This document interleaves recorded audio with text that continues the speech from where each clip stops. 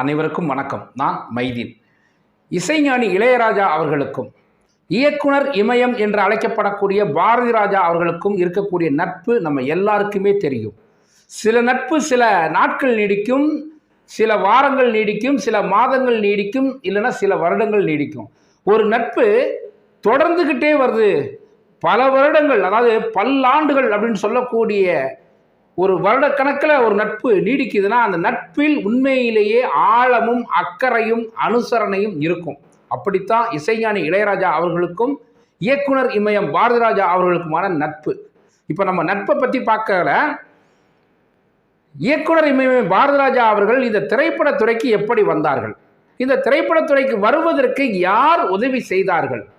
ஏன்னா தமிழ்நாட்டின் தென்கோடியில் இருக்கக்கூடிய மேற்கு தொடர்ச்சி மலையின் அடிவாரம் என்று சொல்லக்கூடிய தேனி மாவட்டம் அல்லி நகரம் என்ற ஒரு பகுதியில் இருந்த இயக்குனர் இமயம் பாரதி ராஜா, இந்த பாரதி ராஜாவா ஆவதற்கு முன்னாடி எப்படி இருந்தார், பாரதி ராஜாவாக எப்படி மாறினார் அப்படிங்கிறத இப்போ நம்ம பார்ப்போம். அதாவது அல்லி நகரத்தை சேர்ந்த சின்னச்சாமி, இதுதான் பாரதி ராஜா அவருடைய தாய் தந்தை அவருக்கு வைத்த பெயர். இந்த சின்னச்சாமி பெரிய மாயத்தேவர் அப்படிங்கக்கூடிய ஒரு அப்பாவுக்கும் மீனாட்சி அம்மாள் என்று அழைக்கப்படக்கூடிய கருத்தம்மாள் என்ற ஒரு அன்னைக்கும் மகனாக பிறந்தவர். இவர் ஒரு படித்தவர். படிச்சுட்டு இந்த சுகாதாரத்துறை இருக்கு இல்லையா, இதில் ஆய்வாளராக இருக்கிறாங்க. அன்றைய காலகட்டத்தில் இந்த மலேரியா காய்ச்சல் நிறைய இடங்களில் பரவிக்கிட்டு இருந்துச்சான். அப்படி இருக்கும்போது ஒவ்வொரு ஊருக்கும் ஒரு மூன்று நபர்கள் அப்படின்னு இந்த மலேரியா ரத்தத்தை எடுத்து மலேரியா இருக்கா இல்லையா அப்படின்னு சொல்லிட்டு ஆய்வு கண்புற வேலை இருந்துதான். இது சென்டர்னு போடுவாங்களாம். இப்போ உதாரணமாக தேனினா தேனியிலேருந்து ஒரு பக்கத்தில் இருக்கக்கூடிய கிராமங்கள் 3 கிராமங்களை தேர்ந்தெடுத்து அந்த 3 பேர் அதை மேற்பார்வையிடுறதுக்கு ஒரு ஆய்வாளர். அப்படி பண்ணைபுரத்தை சென்றாய் எடுத்து பண்ணைபுரத்தில் பக்கத்தில் இருக்கக்கூடிய 2 கிராமங்களையும் சேர்த்து அந்த 3 கிராமத்திற்கும் 3 பேரை போட்டு அதை ஆய்வாளராக இருக்கக்கூடியவர் தான் இந்த சின்னச்சாமி.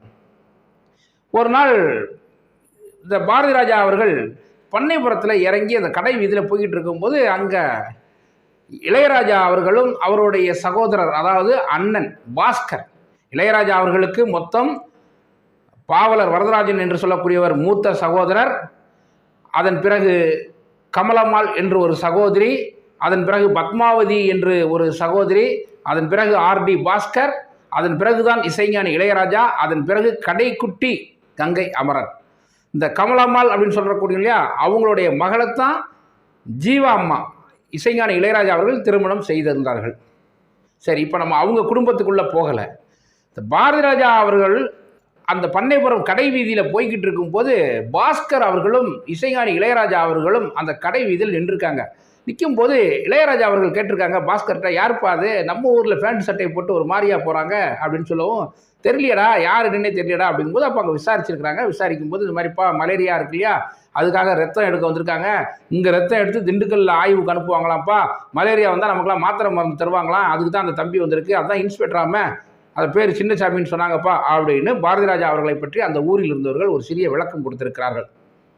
திரும்பி மதியம் அதே கடை வீதியில் பாஸ்கர் அவர்களும் இசைஞானி இளையராஜா அவர்களும் நிற்கும்போது பாரதி ராஜா அவர்கள், அதாவது இந்த சின்னச்சாமி அவர்கள் அங்கே வர்றாங்க. சாப்பிட்றதுக்கு வந்த உடனே சரி இப்போ எப்படியாவது பேசிடலாம், யார் தான் என்ன தான் அப்படின்னு சொல்லிட்டு பாரதி ராஜா அவர்களிடம் பேச, பாரதி ராஜா அவர்கள் பாஸ்கர் அவர்களிடம் தான் யார் என்பதை சொல்ல இருவருக்கும் நட்பு அங்கே உருவாகுதுங்க.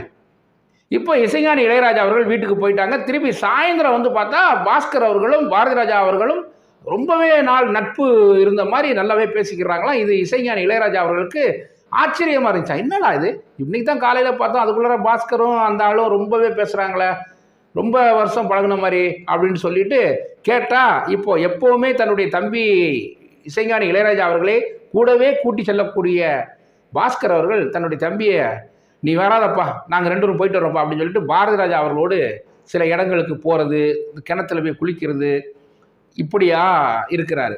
இது இசைஞானி அவர்களுக்கு என்னடா இது இப்படி பண்ணுறாங்களே அப்படின்னு சொல்லும்போது ஒரு கட்டத்தில் இதை பொறுக்க முடியாமல் பாஸ்கர்கிட்ட கேட்குற. அதுக்கப்புறம் பாஸ்கர் அவர்கள் இளையராஜா அவர்களையும் கூடவே கூட்டிகிட்டு போகிறாருங்க.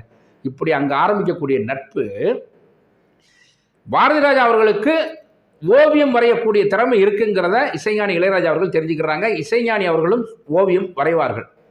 இப்போ பாவலர் வரதராஜன் அவர்கள் அன்றைய காலகட்டத்தில் கம்யூனிஸ்ட் பேரியக்கத்திற்காக பிரச்சார பாடலே பாடிக்கூடியவர்கள், நாடகம் போடக்கூடியவர்கள். அப்படி போகும்போது இப்போ பாரதி ராஜாவும் கூடவே போகக்கூடிய ஒரு சூழ்நிலை உருவாகுது. அந்த நாடகத்தில் நடிக்கக்கூடிய சூழ்நிலை உருவாகுது. இப்போ இவர்களுக்கான நட்பு ரொம்ப அதிகமாகுதுங்க. ஒரு கட்டத்தில் சினிமாவினுடைய தாக்கம் இவர்களுக்குள்ளார ஏற்படுது. எப்படி ஏற்படுதுன்னா, இவங்க அங்கே இருக்கக்கூடிய இந்த வயக்காடு, வெளங்காடுன்னு சொல்லக்கூடிய பகுதி, கிணத்து மேடு, குளத்து மேடுலாம் என்ன பண்ணுவாங்களாம், திரைப்படங்களை பற்றி மட்டுமே பேசுவாங்களாம்.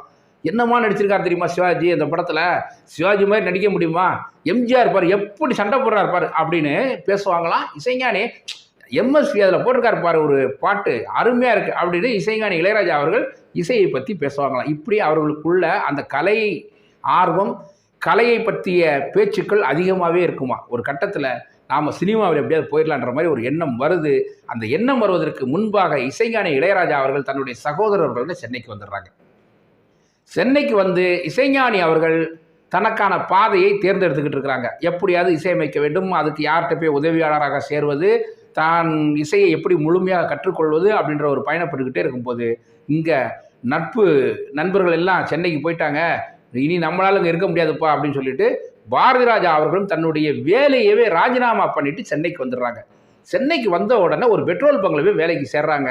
அதுக்கப்புறம் ஒரு கம்பெனி, பையனூர் கம்பெனிங்கக்கூடிய ஒரு கம்பெனியில் போய் வேலைக்கு சேர்றாங்க.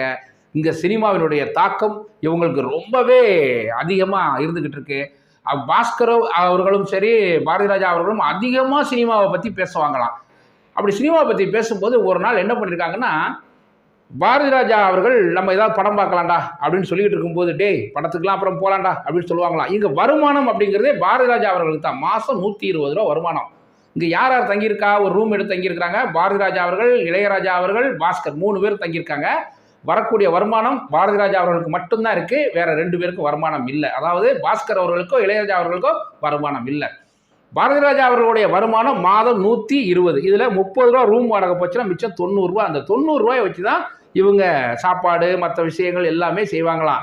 இப்போ என்னென்னா, நம்ம எப்படியாவது சினிமாக்குள்ளே போகிறதுக்கு என்ன வழி அப்படின்னு தெரிஞ்சுக்கிட்டு இருக்கும்போது ஒன்றும் தெரியல. சரி, மகாராணி தேட்டரில் ஒரு படம், கன்னட படம் நல்லா ஓடிக்கிட்டு இருக்கான், நம்ம போய் பார்த்துட்டு வரலாமா அப்படின்னு சொல்லிட்டு பாரதி ராஜா அவர்கள் சொல்ல, பாரதி ராஜா பாஸ்கரும் போய் சர பஞ்சாரா அப்படிங்கக்கூடிய ஒரு படத்தை பார்க்குறாங்கங்க.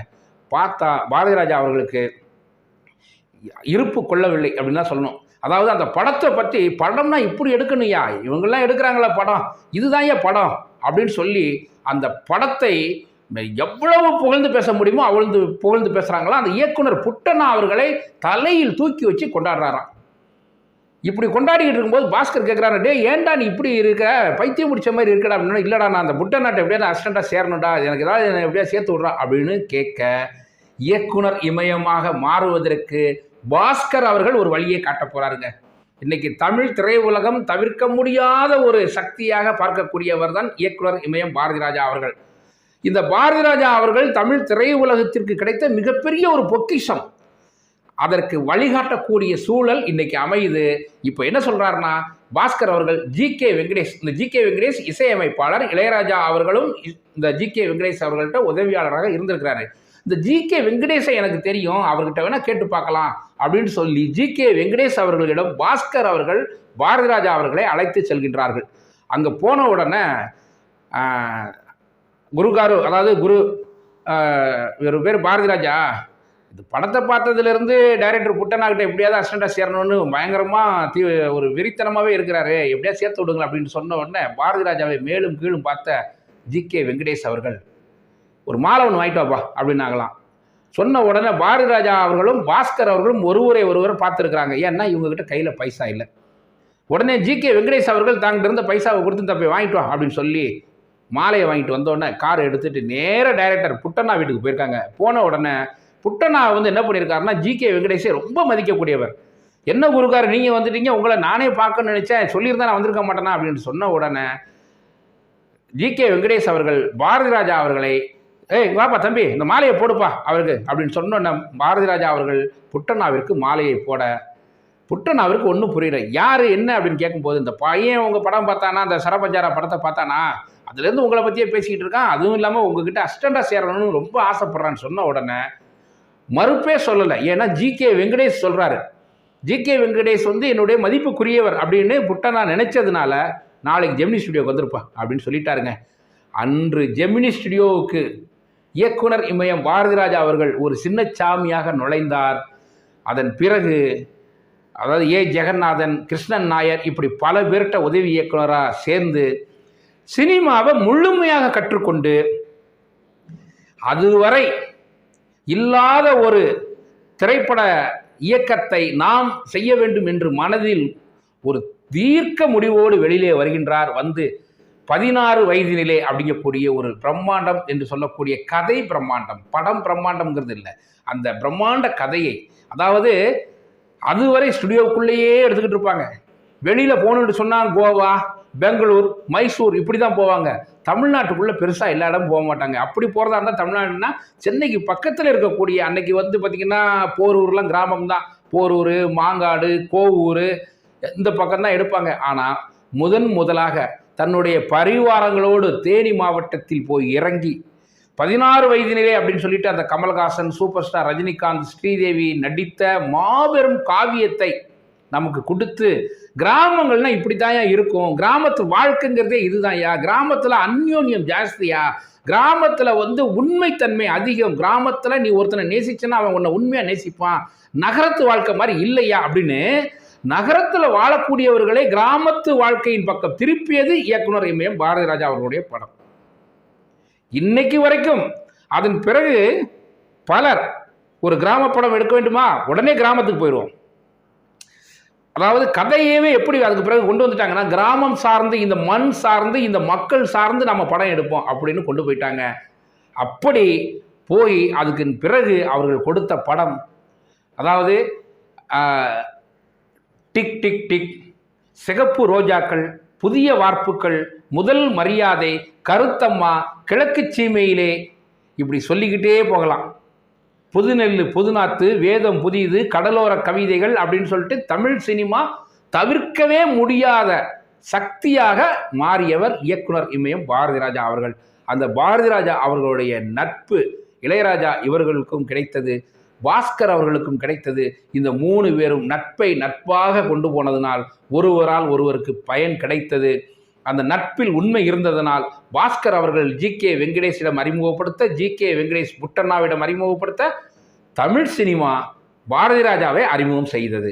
ஆகையால் நட்பை நாம் நட்பாக கொண்டாடுவோம் என்று சொல்லி, மீண்டும் இன்னொரு இயக்குனரை பற்றியோ அல்லது வேறொரு சினிமாவை பற்றியோ உங்களிடம் பேசுகின்றேன் என்று சொல்லி உங்களிடமிருந்து விடைபெறுகின்றேன். நன்றி, வணக்கம்.